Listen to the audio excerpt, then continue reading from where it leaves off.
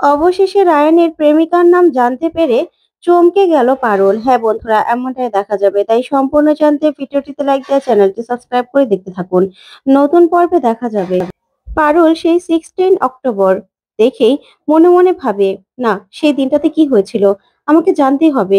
Ryan কাকে ভালোবাসে, কি ছিল সেই দিন, এই ভেবেই পারুল কিছু চিন্তা করতে থাকে। তখন বাইরে গিয়ে পারুল পায়চারি করে আর বলে, কি ছিল সেদিন, কি ছিল? তখন পারুলের মনে পড়ে যে রায়ান কোথাও একটা বেরিয়ে গিয়েছিল। তখন পারুল বলে, হ্যাঁ, রায়ান তো কোথাও একটা বেরিয়ে গিয়েছিল, কিন্তু কোথায় গিয়েছিল সেটাই তো আমি জানি না, আমাকে জানতেই হবে। এই বলেই তরিতাকে ফোন করে পারুল। তখন তরিতা বলে, হ্যাঁ পারুল বলো। তখন পারুল বলে, বৌদিদি, তোমাকে বলেছিলাম তোমার মনে আছে যে রায়ান নিজের ডায়েরিতে কাউকে পাওয়ার কথা লিখেছিল? তখন তরিতা বলে, হ্যাঁ। তখন পারুল বলে, জানো তো 16 অক্টোবর সেদিনই কিছু একটা ঘটেছিল। আমার মনে হচ্ছে সেদিন রায়ান কাউকে হয়তোবা প্রপোজ করেছিল, না হলে যে মেয়েটাকে ও ভালোবাসে সেই মেয়েটার সঙ্গে কিছু একটা ঘটেছিল। কিন্তু কি করে জানতে পারবো? তখন রাকা বলে, দাদা ভাইয়ের ফোন থেকে তুমি জানতে পারো, ওর ফোন বুক চেক করলেই তো জানা যায়।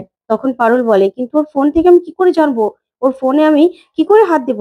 তখন রাকা বলে, সিম্পল, ওর ল্যাপটপ থেকে কাউকে দিয়ে হ্যাক করালেই তো জানা যায়। কিন্তু কাকে দিয়ে বা হ্যাক করাবে? তখন পারুল বলে, আছে, আছে সেটা হয়ে যাবে। তখন তরিতা বলে, আচ্ছা পারুল, তোমার জন্য কিন্তু আমি খাবার দিয়েছি, খেয়ে নেবে। তখন এই কথা শুনে পারুল বলে, ঠিক আছে বৌদিদি। এই বলে ফোন রেখে দেয়। ওইদিকে রায়ন মনে মনে বলে, পারুল কি এমন চিন্তা করছে, কিছু তো বুঝতে পারছি না। তারপরে পারুল নিজের জায়গায় এসে বসলেই রায়ান বলে, কিরে, খেতে যাবি না? আজকের দিনটা তো সেলিব্রেট করা দরকার, চল না, চল। তখন তো সূর্য রায়ানকে বলে, রায়ান, আমি বাড়ি থেকে ভালো খাবার এনেছি, চল আমার সঙ্গে বসে খাবি। এই বলে জোর করে খাওয়াতে থাকে। ওইদিকে মিন্ময় নিজের খাবার পছন্দ নয়, তাই সবার খাবারের দিকে লোভ দিতে থাকে। তখন পারুল সেটা খেয়াল করে পারুল মিন্ময়ের কাছে যায়, গিয়ে বলে, মিন্ময় দা, তোমার জন্য আমার খাবার শেয়ার করবে না? তখন মিন্ময় বলে, কেন আমার সঙ্গে শেয়ার করবে কেন? তখন পারুল বলে, তুমিই তো সবার সঙ্গে খাবার শেয়ার করতে চাইলে, তাই তোমার জন্য আমার খাবারটাই নিয়ে আসলাম, খেয়ে দেখো না।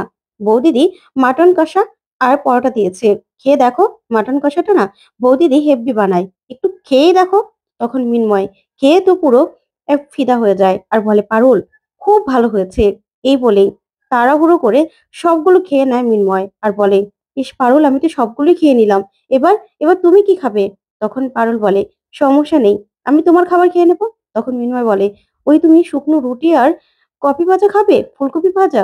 তখন পারুল বলে, হ্যাঁ, তো কি হয়েছে, এখন থেকে না তোমার জন্য আমি মজার মজার খাবার নিয়ে আসবো, ঠিক আছে? ওইদিকে পারুলের এই কাণ্ড দেখে রায়ান মনে মনে বলে, কি ব্যাপার, পারুল হঠাৎ করে মৃন্ময়দার ওপর এত দয়া দেখাচ্ছে কেন? শুধুমাত্র ল্যাপটপ ঠিক করে দিয়েছে সেই জন্য, নাকি অন্য কোনো কারণ আছে? ওইদিকে মৃন্ময় পারুলকে বলে, আচ্ছা পারুল, তুমি আমার কাছে কি চাও বলো তো? তুমি হঠাৎ করে আমাকে খাবার দিলে, আবার বলছো আমার জন্য খাবার নিয়ে আসবে। তখন পারুল বলে, আমার না তোমার কাছে একটা হেল্প দরকার ছিল। তখন মৃন্ময় বলে, কি? তখন পারুল বলে, আসলে তোমার কাছে তো সবার সবার ল্যাপটপের অ্যাক্সেস আছে, তাই না? তখন মৃন্ময় বলে, হ্যাঁ। তখন পারুল বলে, তাহলে রায়ানের ল্যাপটপে অ্যাক্সেসটা নিয়ে হ্যাক করে ওখান থেকে ফোনটা কানেক্ট করে শুধুমাত্র আমি 16 অক্টোবরের নোটবুকটা দেখতে চাই, তুমি একটু দেখাবে তো? তখন মৃন্ময় বলে, দেখো পারুল, এটা অন্য কেউ বললে আমি টাকা চাইতাম, কিন্তু তুমি তুমি আমার জন্য খাবার এনেছো, তাই আমি তোমার উপর খুব খুশি হয়েছি। ঠিক আছে, আমি এখনই করে দিচ্ছি। এই বলেই এই বলেই পারুলের কথা মতো রায়ানের রায়ানের ল্যাপটপ হ্যাক করে ফোনের ফোনের অ্যাক্সেস নিয়ে সেখান থেকে 16 অক্টোবরের নোটবুক ওপেন করে দেয় পারুলকে মৃন্ময়। তখন তো পারুল সেখানে সবটা দেখে অবাক হয় আর বলে, এটা তো রায়ানের ফ্রেন্ডের কাছে গিয়েছিল রায়ান, কিন্তু কেন? তাহলে কি সে কিছু জানে? তার কাছে কি কিছু বলেছিল ও কাকে ভালোবাসে? না না, আমাকে জানতে হবে, আমাকে তার সঙ্গে দেখা করতে হবে। তারপর দেখা যাবে অফিস শেষ হয়ে গেলেই পারুল বেরিয়ে যাবে। তখন রায়ান বলে, পারুল চলো আমরা একসঙ্গে যাই। তখন পারুল বলে, না রে, আমার কাজ আছে, তুই যা। তখন রায়ান বলে, কেন, তোর আবার কি কাজ? তখন পারুল বলে, শোন, দাদু আমাদের ডিভোর্সটা আটকে দিয়েছে বলে একদম সুযোগ নেওয়ার চেষ্টা করবি না। তোর সঙ্গে না আমার কোনো সম্পর্ক নেই, একদম সুযোগ নিবি না, আমার থেকে দূরে থাক। তখনই রায়ান বলে, শোন, একা একা যাবে আবার বিপদে পড়িস না। তখন পারুল বলে, আমার কোনো বিপদ হবে না, তোকে আমাকে নিয়ে ভাবতে হবে না। এই বলে পারুল বেরিয়ে গেলেই রায়ান হাসে আর বলে, আসলেই তুই একটা জন্তু। তোকে তোকে যে কি বলবো কে জানে। এই বলে হাসতে হাসতে রায়ানও বেরিয়ে যায়। ওদিকে পারুল সেই ডিস্কোতে পৌঁছে যায় আর সেখানে রায়ানের বন্ধুর সঙ্গে দেখা করে পারুল। তখন পারুলকে দেখে বলে, তুমি? তখন পারুল বলে, হ্যাঁ, আমার নাম দৈমন্তী। আসলে আমি রায়ান বসু সম্পর্কে জানতে এসেছিলাম। ও তো আপনার বন্ধু না? তখনই রায়ানের বন্ধু বলে, হ্যাঁ, কেন?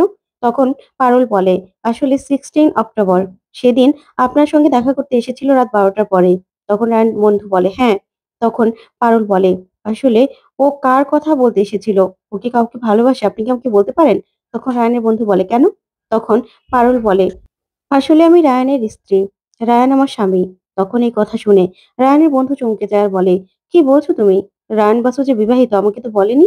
তখন পারুল বলে, হ্যাঁ, সেজন্যই তো আমার জানাটা দরকার। রায়ান কি কারোর সঙ্গে সম্পর্কে জড়িয়েছে কিনা?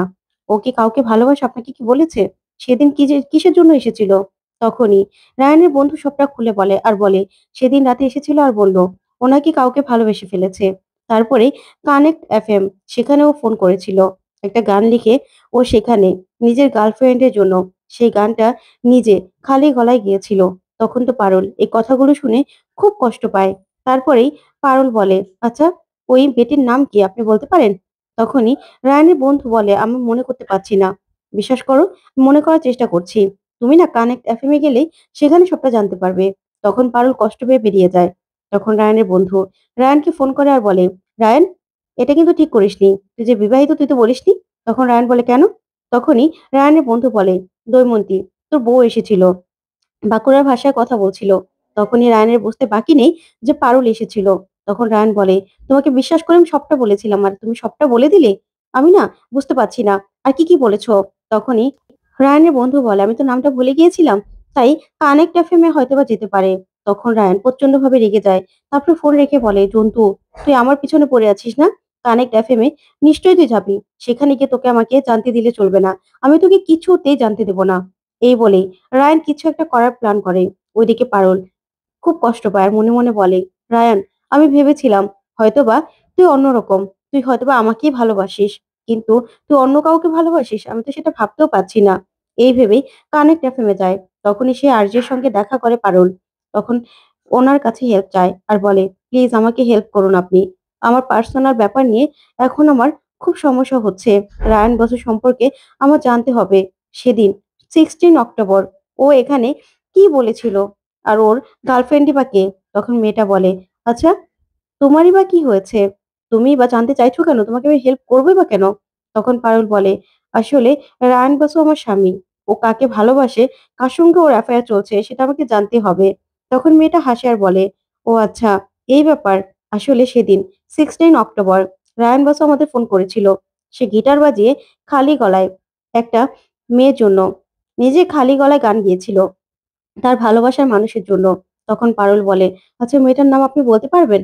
তখনই সে আরজে বলে, আমার তো মনে নেই। তবে সে গানের শেষে তার গার্লফ্রেন্ডের নাম নিয়েছিল। তখনই পারুল বলে, সেই গানটা আমি শুনতে পারি? তো বন্ধুরা, পারুল কি এবার জানতে পারবে যে রায়ান ওকেই ভালোবাসে? তোমাদের কি মনে হয়? কমেন্ট করে জানাও।